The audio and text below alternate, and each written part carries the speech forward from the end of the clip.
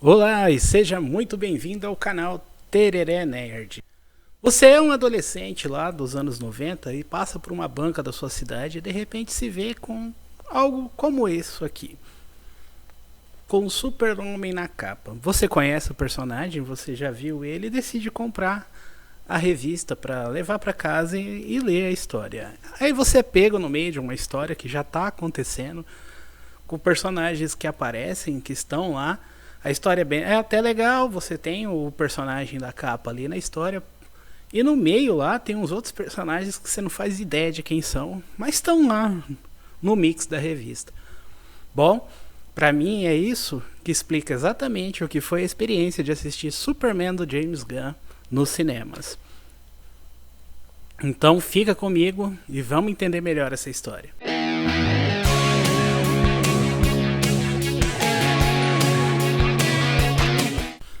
Olá e seja muito bem-vindo ao canal Tereré Nerd. Eu sou o Totô e hoje estamos aqui para falar de Superman do James Gunn, filme que finalmente estreou aí, trazendo uma nova era nos cinemas para DC. Mas antes de falar mais sobre o filme, sobre o que eu achei, o que eu pensei sobre ele, vou pedir para você deixar o seu like, se inscrever aqui no canal que está nascendo, engatinhando ainda. Deixa um comentário aí com as suas dicas, os seus comentários, o que você achou do filme, se você gostou, se você não gostou, se você prefere a versão do Zack Snyder. E faz o Pix, cara, tá aqui aparecendo na tela aí e tá na descrição também, ajuda nós a sobreviver. Bom, então vamos lá.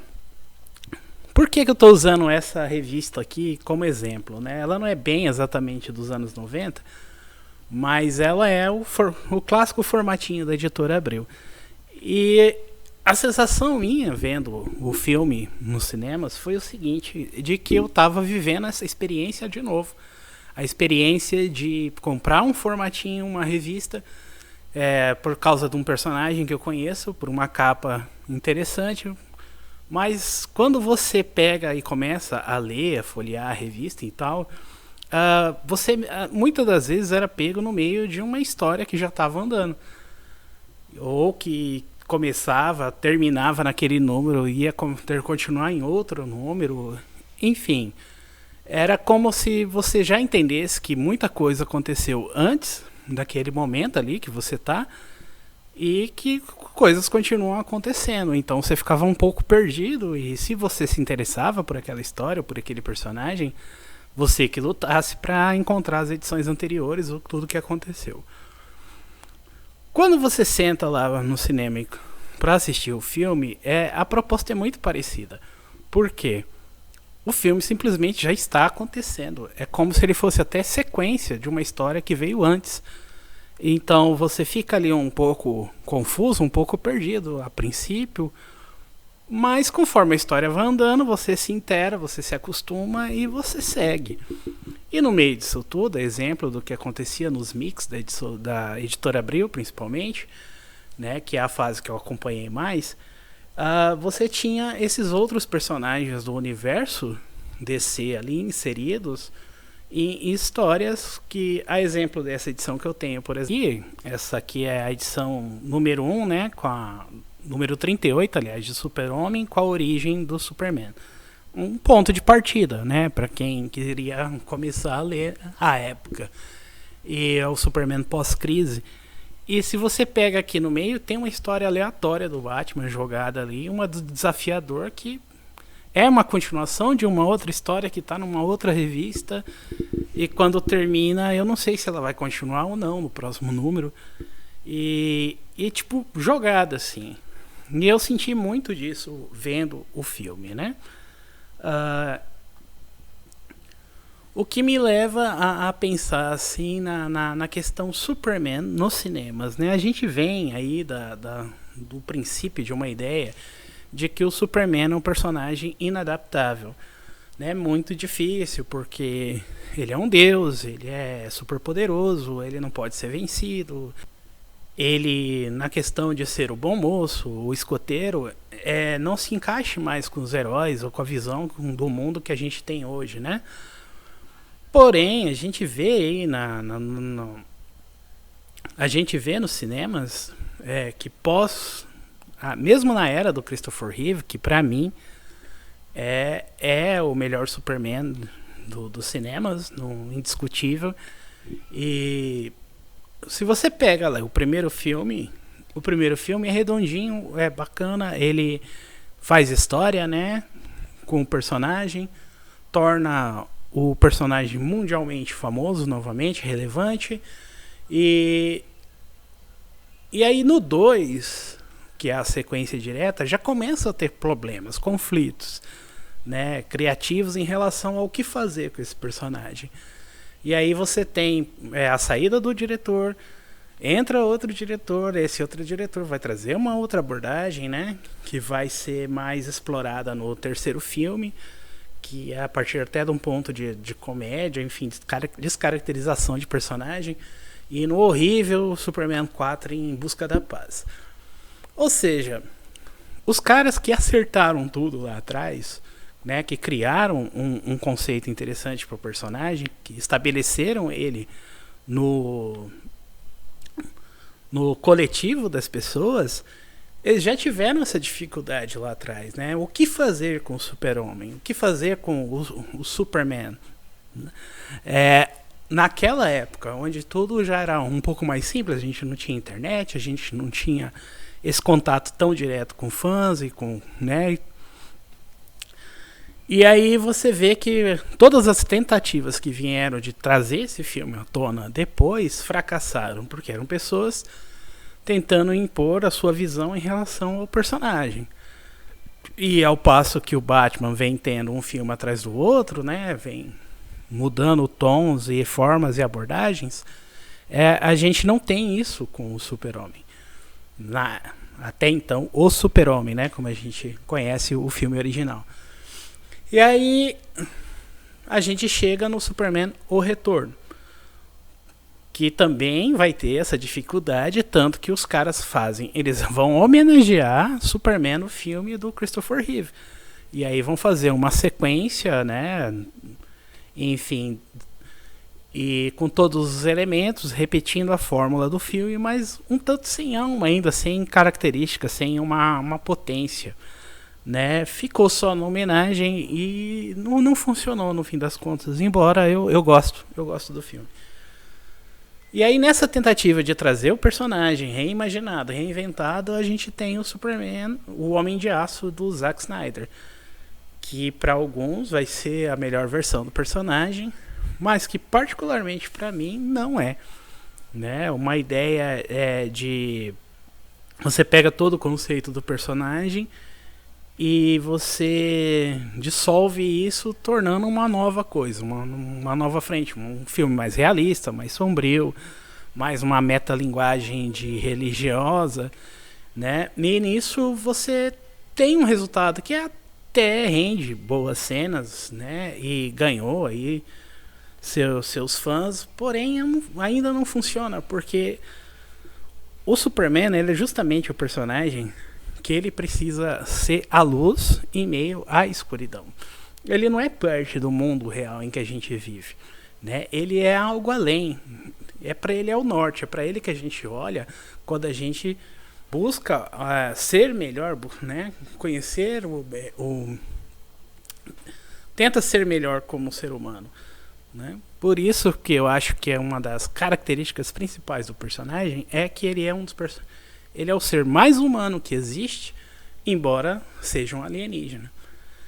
E agora a gente chega aí, depois de todo o fracasso, toda a controvérsia envolvendo o James Gunn, a um novo universo DC. Para quem já é mais nerd, gosta de acompanhar tudo, já veio aí a animação do Creature Commandos, que faz parte desse universo, né? Você vê que esse universo já começou, mas oficialmente ele nasce aqui, com o Super-Homem. Mas e aí? Será que o James Gunn acertou? Pois bem.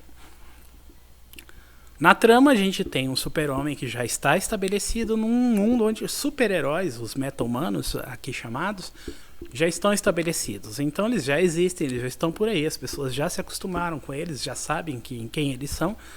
Então não existe grande novidade para o público civil deste universo. Então, Só que tem um porém, pra gente, esse universo tá começando agora.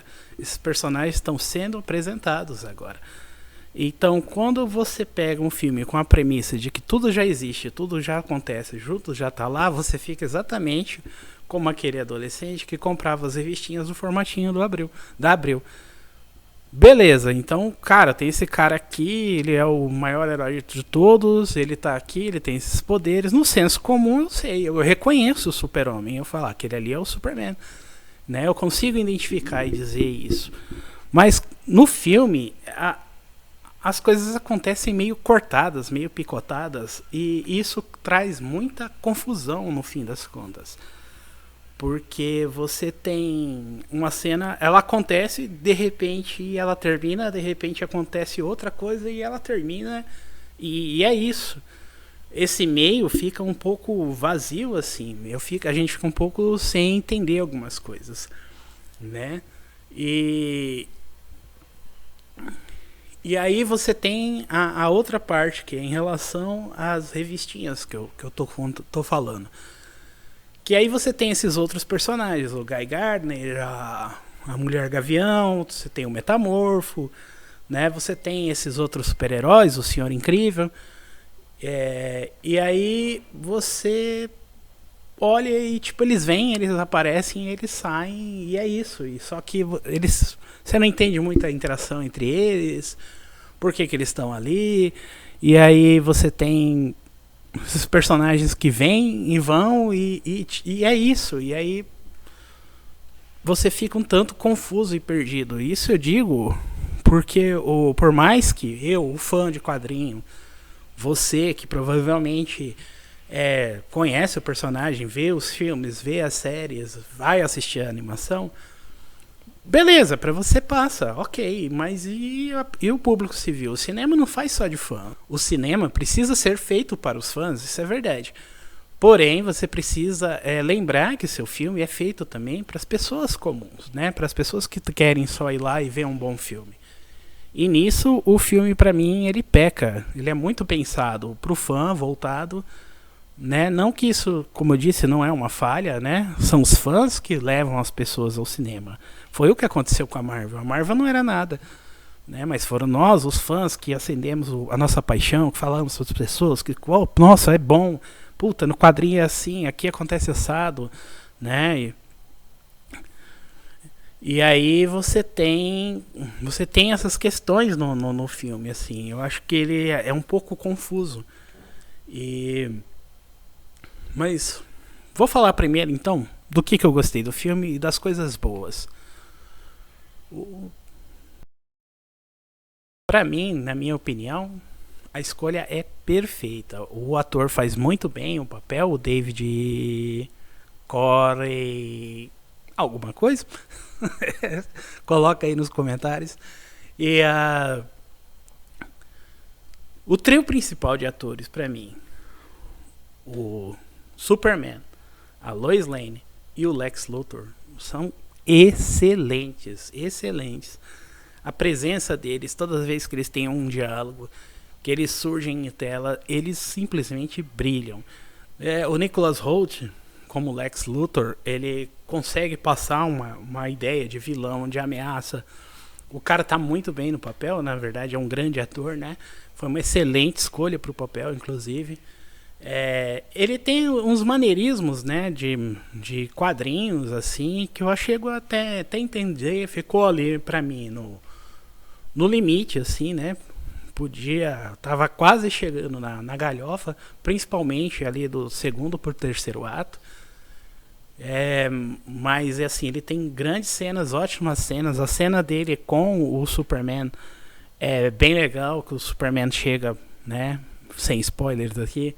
Eles têm ali um tete a tete e tipo, a calma, a paz, a tranquilidade de quem sabe que o Superman não vai não ter, todos os poderes que o Superman tem, pra ele não significam ameaça alguma, né? Nessa convicção do vilão.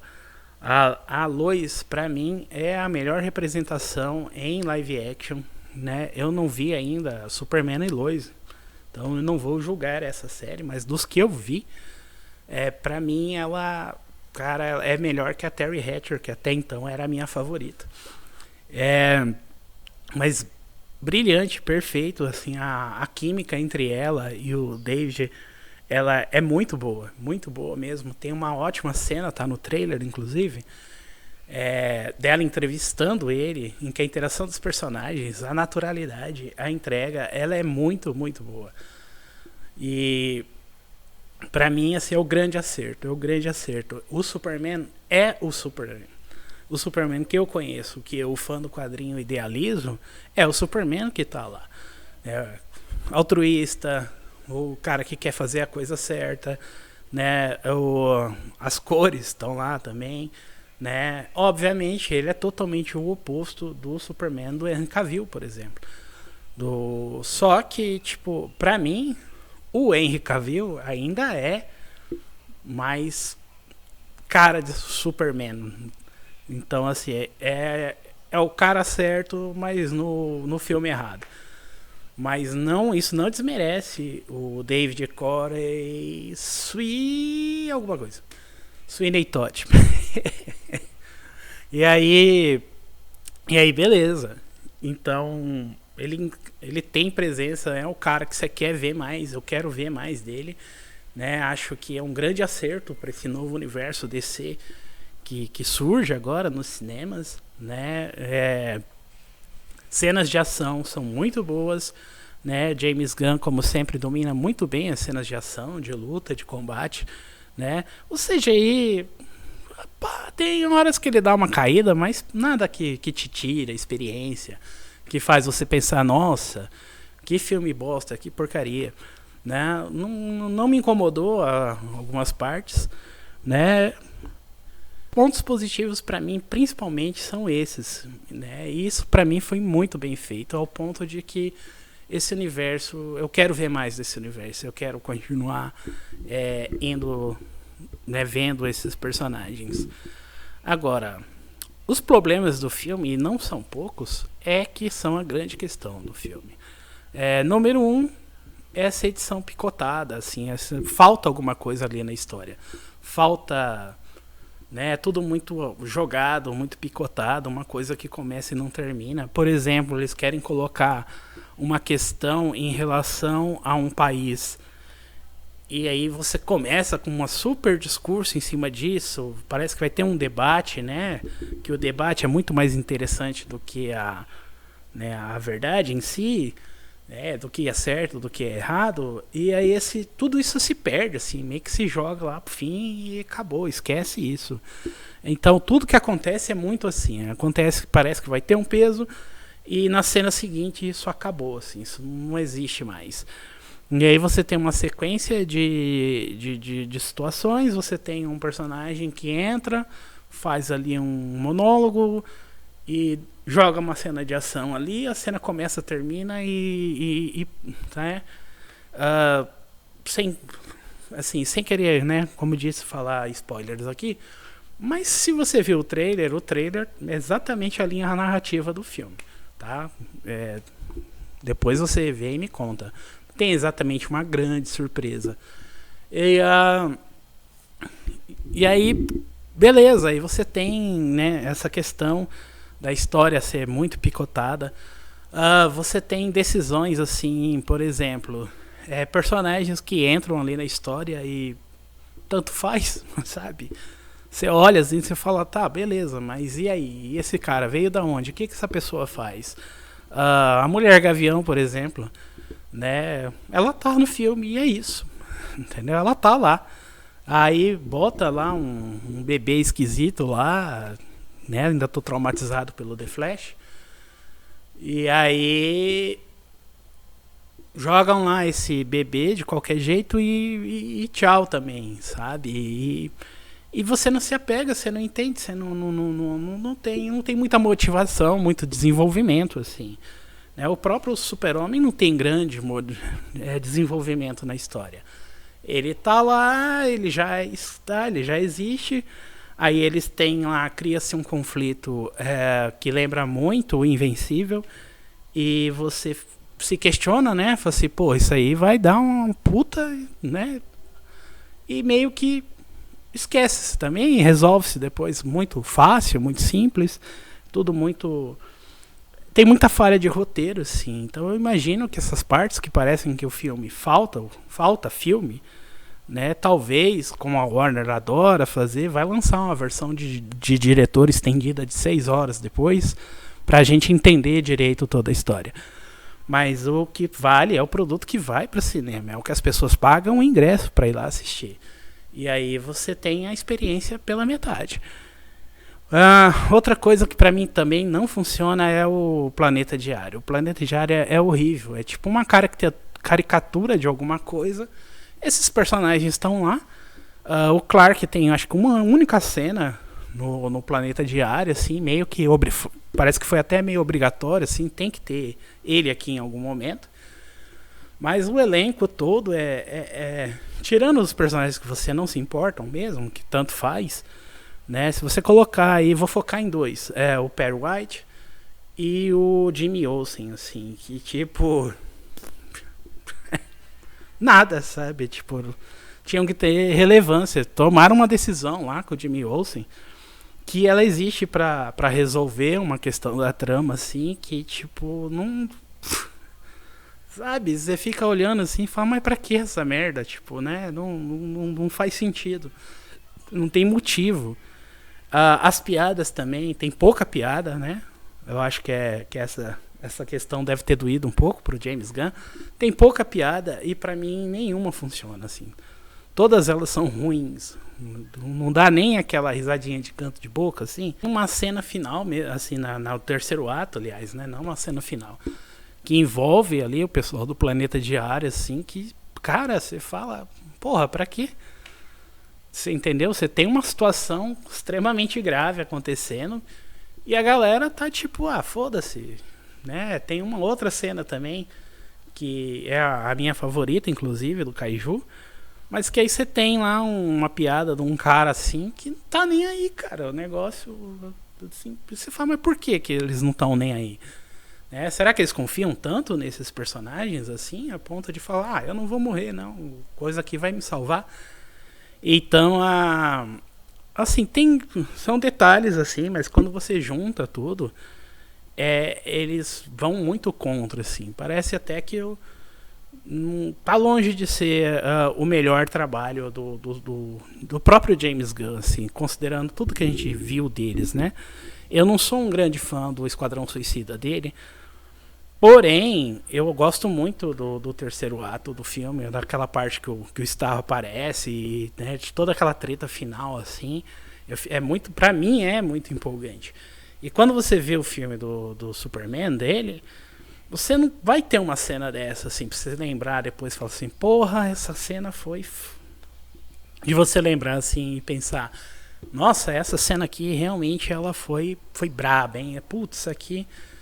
Né, melhor cena do personagem aí.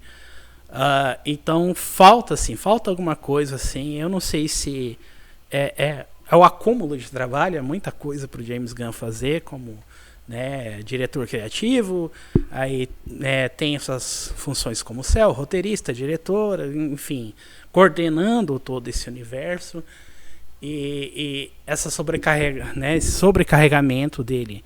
Reflete-se no filme, né? Porque parece que falta. Acho que é isso que exemplifica.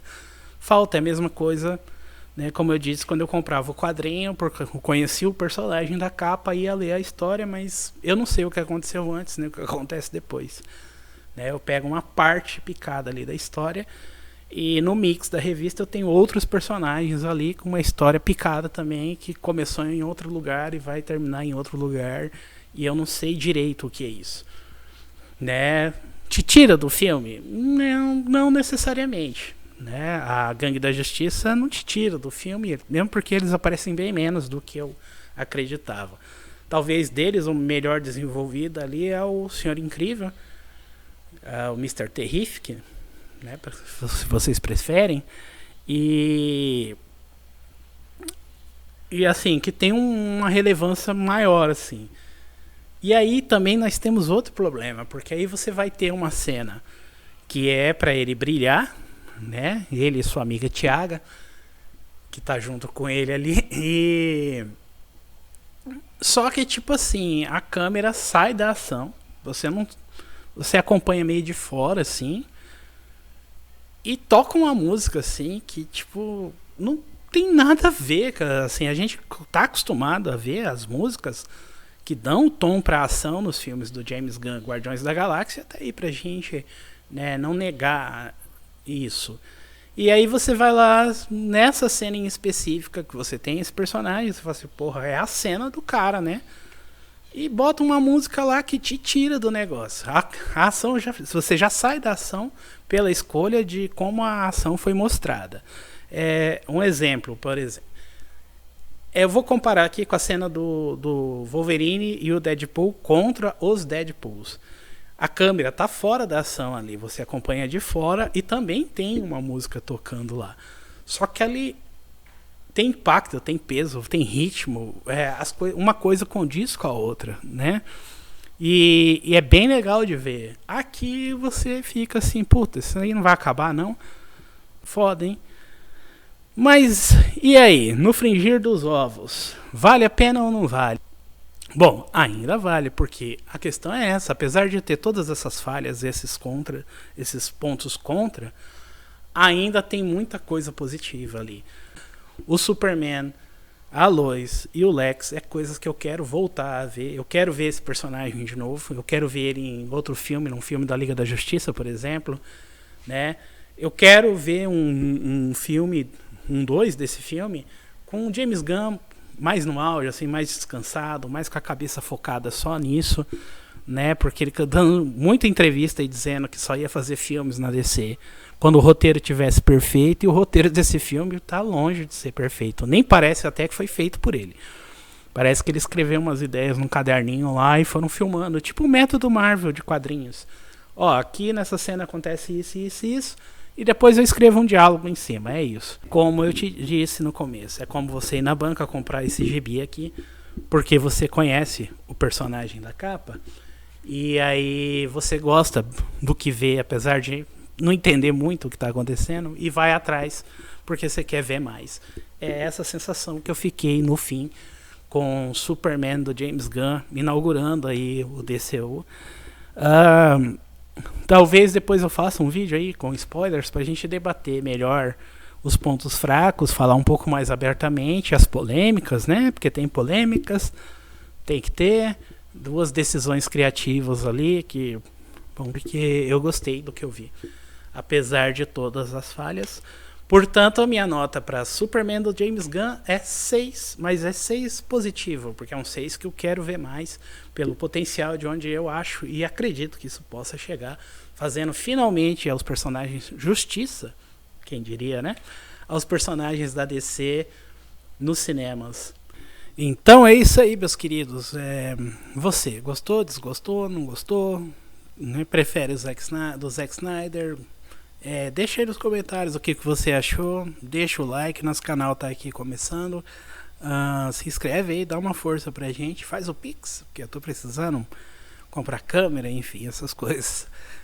Brincadeiras à parte, eu espero que você tenha gostado da minha opinião, né? Lembrando que é sempre muito pessoal isso. Você tem que ir lá no cinema, tem que assistir, tem que verificar e ver se é isso. Então é isso, fico aqui com o meu formatinho e espero que você, assim como eu, também tenha gostado e queira ver um pouco mais. Então eu vou ficando por aqui e até.